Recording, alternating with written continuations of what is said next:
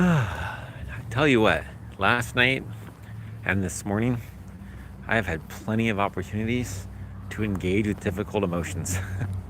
And it's really hard. It's really, really hard. Last night I was contemplating some just hard stuff and times when I felt really rejected, and these waves of memories come to me of times when I felt rejected, and it was just I just felt so much despair. It felt like, oh wow, there's no way.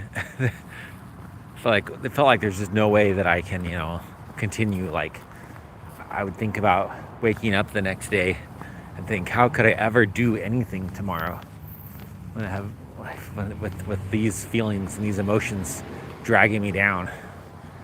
And this morning things started out pretty great, but then as time went on, just recently I got hit by this wave, or this wave of like really similar kinds of feelings.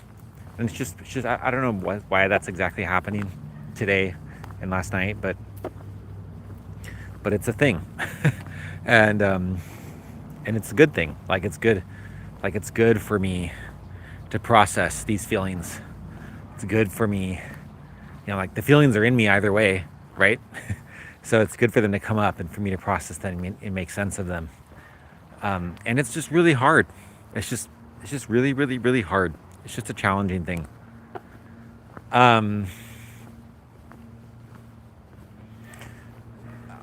going to share with you some things I'm learning about how to process such things. One is tapping. Some people call it tapping. Some people call it emotional freedom technique, but it's just where you like tap right here. There's other spots you can tap too, but this is the spot that sort of is like the universal spot. It's like kind of like, if you don't know where else to tap, just tap here. You just tap here while you feel it, and it just helps it process and move through your body.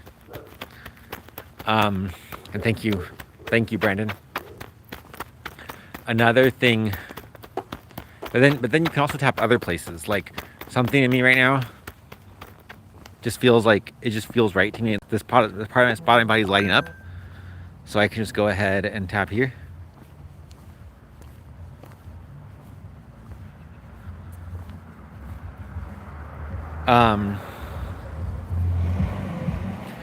And so that's the thing I can do.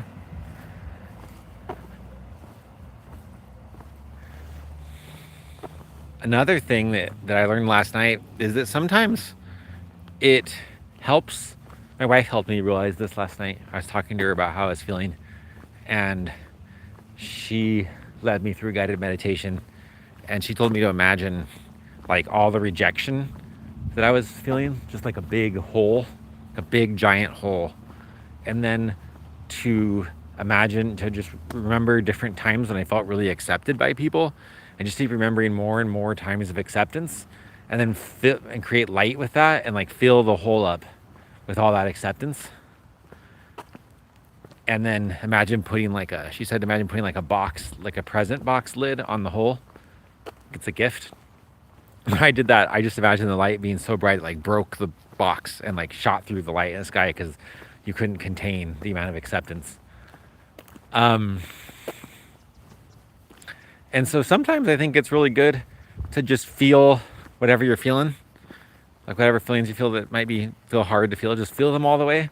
Other times it's good to just call up in whatever way works for you, the opposite emotion, and feel that, and sort of feel up and fill up the space with that. So if you're like anger, if you have like just intense anger, and the anger isn't helpful to you, you might think of times you felt forgiveness or peace. If you're feeling frustration, you might think of times you felt satisfaction. If you're feeling unrecognized or unappreciated or bitter, you might think of times you felt recognized. These sort of things can be really, really helpful. And you can fill up the space in these ways.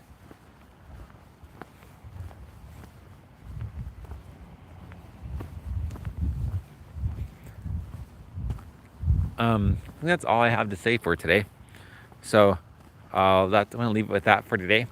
And I'll be on again soon.